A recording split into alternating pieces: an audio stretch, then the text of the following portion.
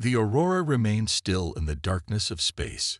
The dying Salvator ship floated in front of them, its blue energy flickering weakly. The crew watched in silence, waiting to see what would happen next. Captain Daniel Carter kept his eyes on the screen. Do we have any translation on what it is trying to say? Lieutenant Olivia Sanders shook her head. We are receiving signals, but they do not match anything we know. It is not a language we understand. Commander Ethan Brooks crossed his arms. So it is alive, and it is trying to communicate, but we have no idea what it is saying. That does not help us. Ensign Mark Evans turned from his station. Captain, the probe is sending new data. The energy levels are dropping fast. The ship will not last much longer. Daniel took a deep breath. We need to act now. Olivia, is there any way we can respond? Olivia hesitated. We could send simple signals, basic patterns, show that we understand it is trying to talk. Daniel nodded. Do it. Keep it simple.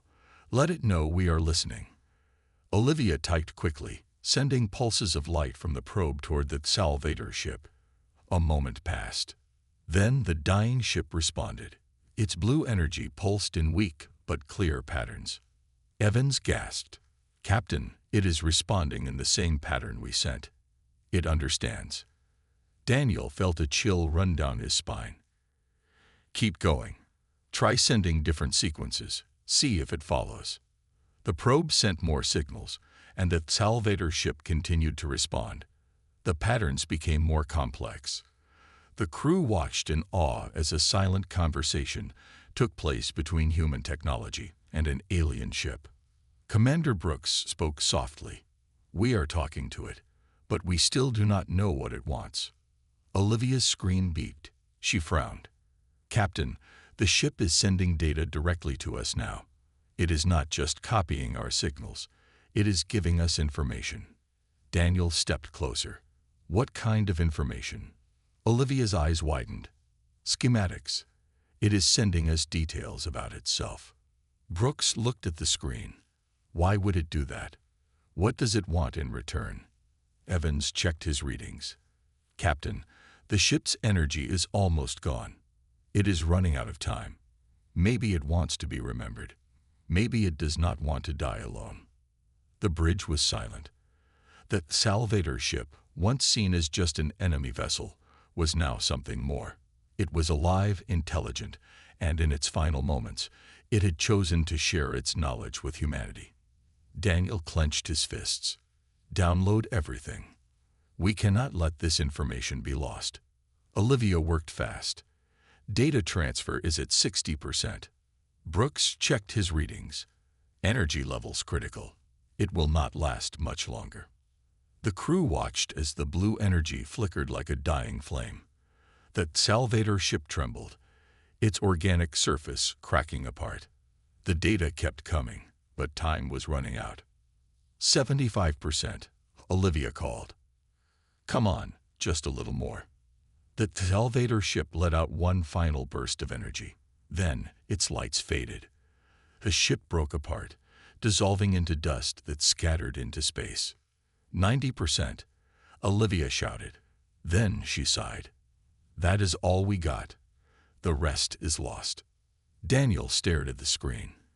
The Salvator ship was gone, but its final gift remained. We have to analyze this data. If it showed us its weaknesses, this could change everything. Evans spoke softly. Captain, I do not think it was showing us weaknesses. It was showing us itself. It wanted us to understand.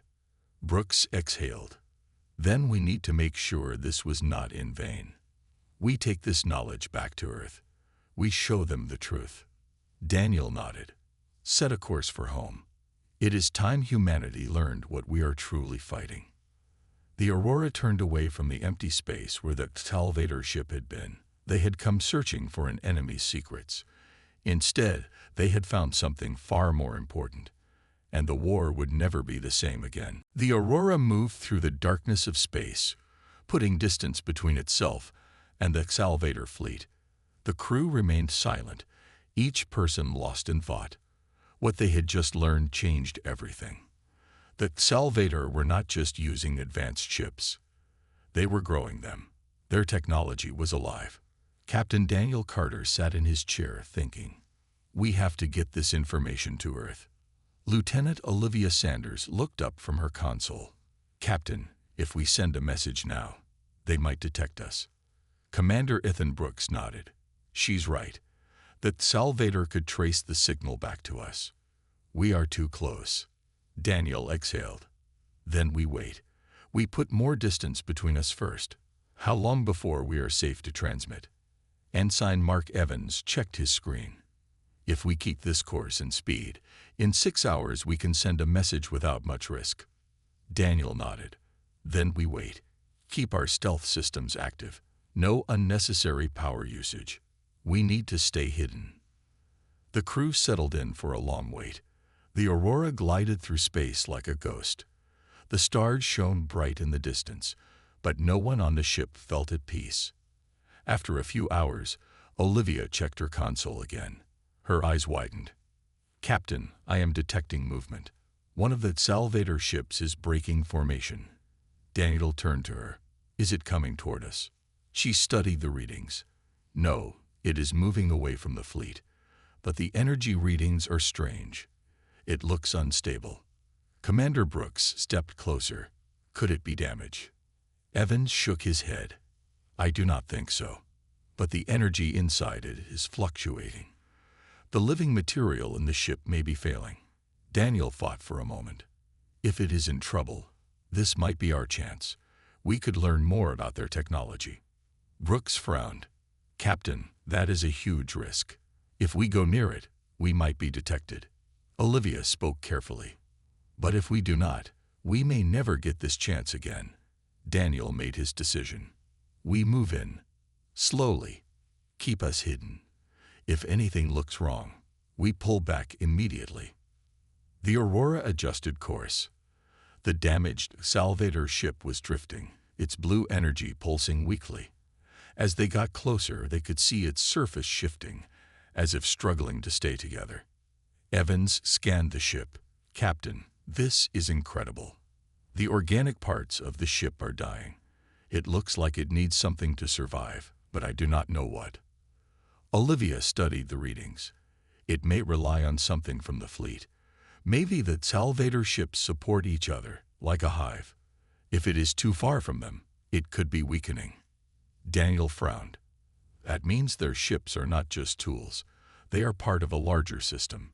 If we can figure out how that system works, we might find a weakness." Brooks nodded. "But we do not have much time.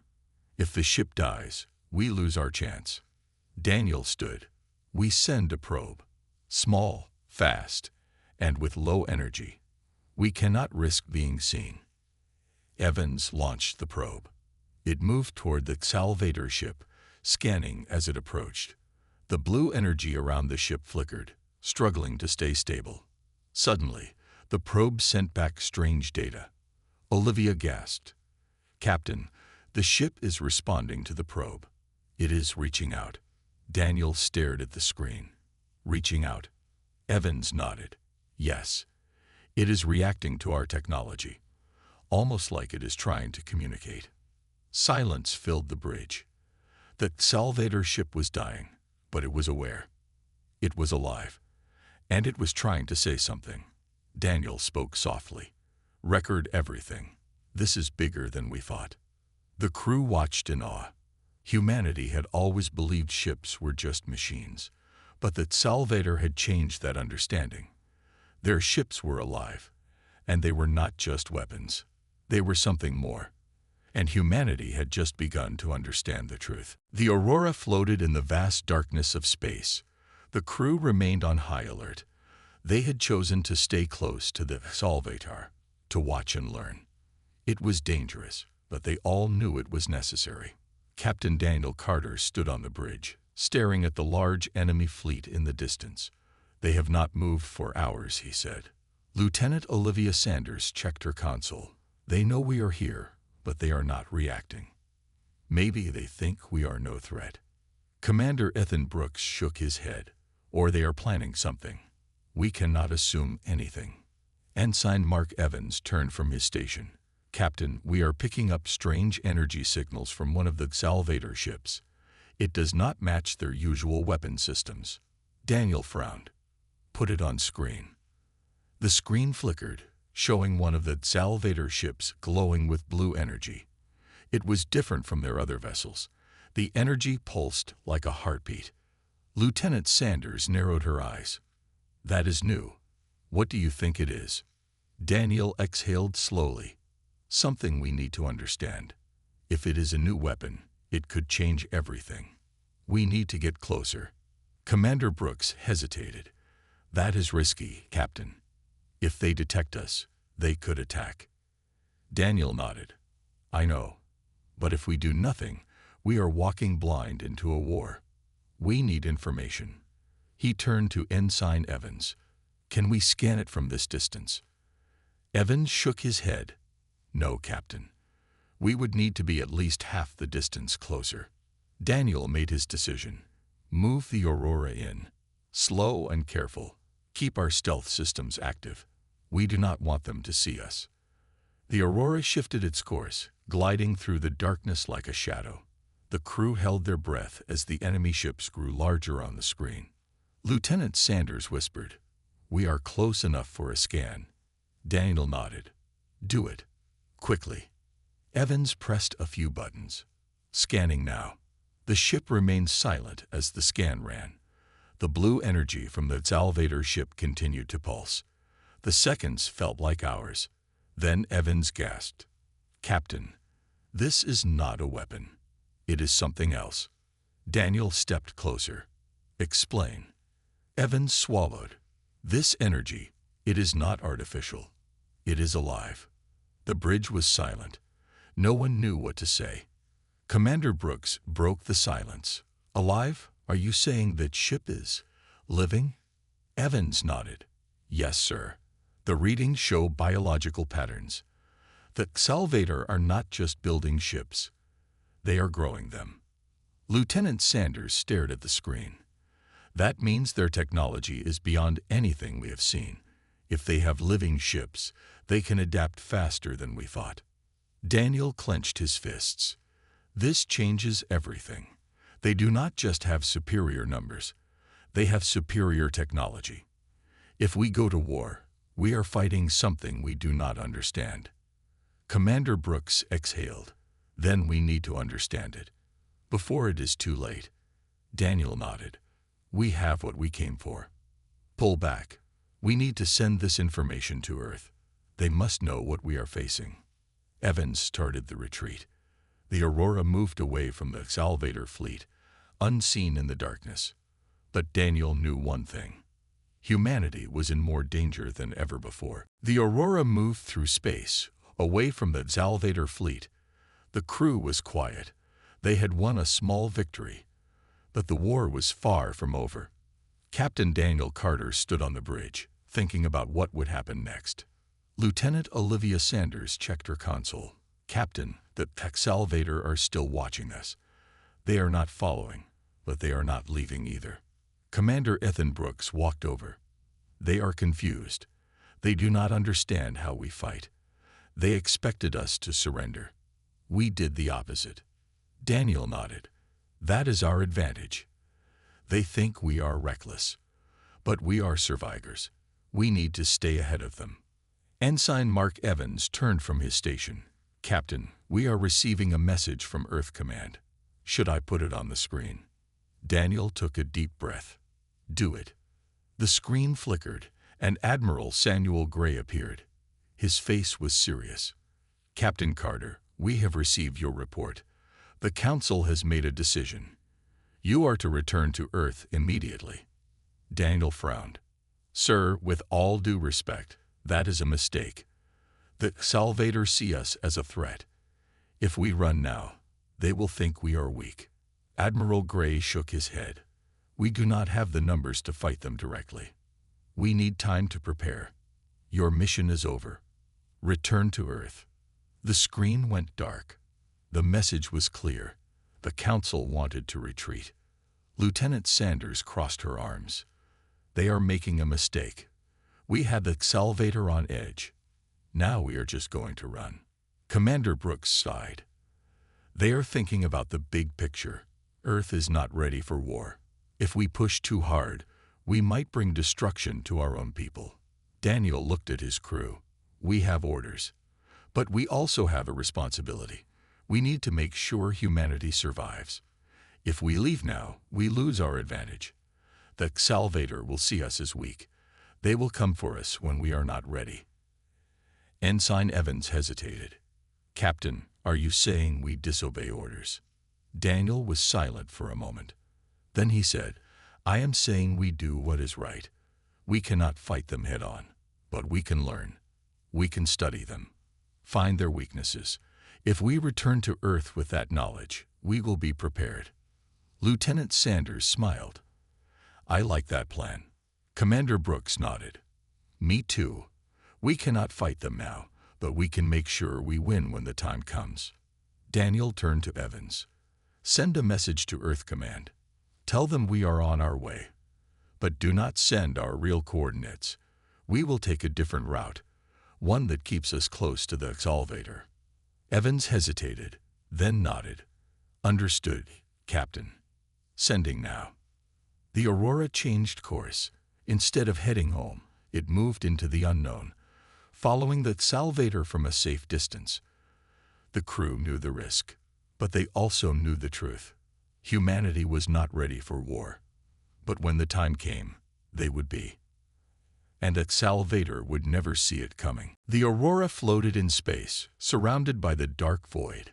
The salvator fleet remained in position, unmoving, watching. The air inside the human ship was tense. Everyone on the bridge knew that war was now a real possibility. Captain Daniel Carter stood in the center of the bridge, looking at the screen. "They are waiting," he said. "They are trying to decide what to do." Lieutenant Olivia Sanders nodded. "They see us as a problem. If they choose war, we cannot win in a direct fight. They have more ships, more weapons." Commander Ethan Brooks stepped forward. "But we are not like them. We do not fight like them. They follow rules. We break them. That is our advantage." Daniel turned to him. "What are you suggesting?" "We show them what it means to fight humans. We do not wait for them to decide. We act first." The crew listened in silence. The salvator were stronger, but humanity had always survived against impossible odds. They had to think differently.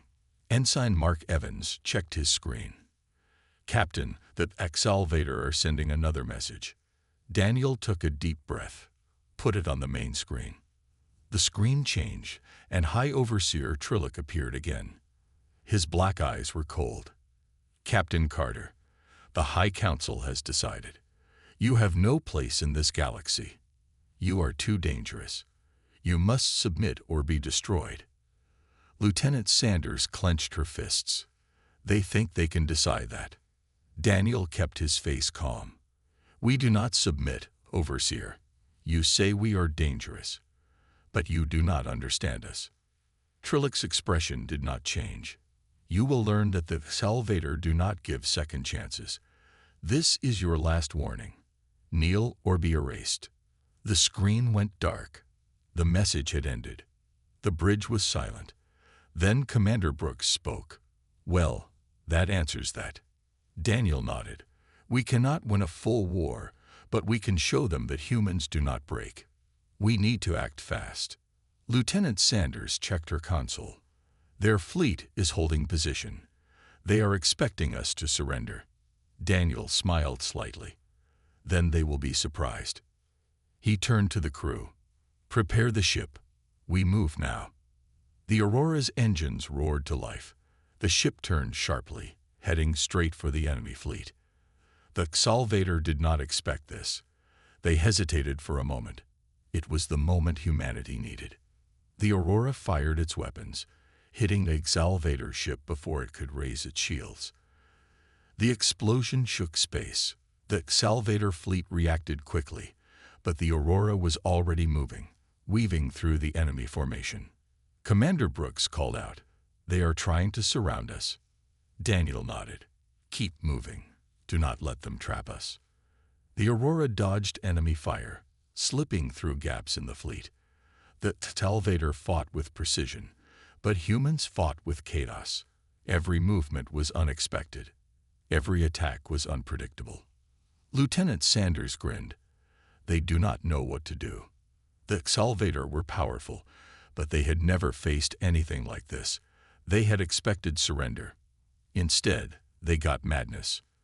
Then Ensign Evans shouted, "Captain, a signal from the Salvator fleet. They are pulling back." Daniel watched the screen as the massive ships moved away. Trillick had learned something today. Humanity did not bow. Humanity did not break. Commander Brooks let out a breath. "We did it. For now." Daniel nodded. "For now. But this is just the beginning. They will return. And when they do, we will be ready." The Aurora continued its journey through the stars. The battle was not over. But humanity had made its message clear. They would not be controlled. They would not be erased. The Salvator had seen the madness of humanity, and they were afraid. Captain Daniel Carter stood on the bridge of the Aurora. The air felt heavy. The conversation with the Salvator had ended, but its impact remained. The aliens did not trust humans. They thought humanity was reckless. They thought humanity was dangerous. Daniel knew that fear could turn into war. Lieutenant Olivia Sanders checked the communication systems again. No new messages from the Salvator. "Captain, they are just sitting there, watching us." Daniel crossed his arms. "They are trying to decide what to do next. They see us as a problem. We need to show them we are not weak. But we also need to avoid war." Commander Ethan Brooks walked closer. "Captain, the Salvator are not like other species. They have ruled the stars for centuries. They are used to control. They are used to obedience. We are not what they expect." Daniel nodded. "That is why they fear us." A sudden alert filled the bridge. Ensign Mark Evans checked his screen. "Captain, a small Salvator ship is moving toward us. It is not armed. It seems to be a diplomatic vessel." Daniel exhaled slowly. "They are sending someone. This is our chance. Open the hangar bay. Let them land, but keep security on high alert." The crew prepared as the alien ship entered the Aurora. Security officers stood in place, weapons ready but lowered. The doors opened, and two Salvator figures stepped out. One of them was High Overseer Trillick. Daniel stepped forward. "Overseer Trillick, welcome to the Aurora." Trillick looked around the ship. His black eyes studied everything. "This ship is smaller than I expected. Your kind builds strange things." Daniel remained calm. "We build what we need." Trillick focused on him. "We have observed your kind. You do not act like other species. You fight wars even when you are outnumbered. You invent things faster than any other race. You move forward when others would stop. This is not normal. This is madness." Daniel smiled slightly. "Some call it madness. We call it survival." Trillick tilted his head. "Survival is about balance, control, order. Your species does not follow these rules. You adapt too quickly. You change too much. That is dangerous." Daniel took a step closer. "And yet, we survive. We do not surrender. We do not stop. That is why we are here now. That is why you are talking to me." Trillick was silent for a moment. Then he spoke, his voice softer. "You are an anomaly. The Salvator do not know what to do with you. That is why I am here. The High Council believes you must be studied. They believe we must decide if humanity should be allowed to exist." Lieutenant Sanders narrowed her eyes. "Allowed to exist? You think you have the right to decide that?" Trillick turned to her. "Every empire must control threats before they grow too large. We have done this for centuries." Daniel's expression darkened.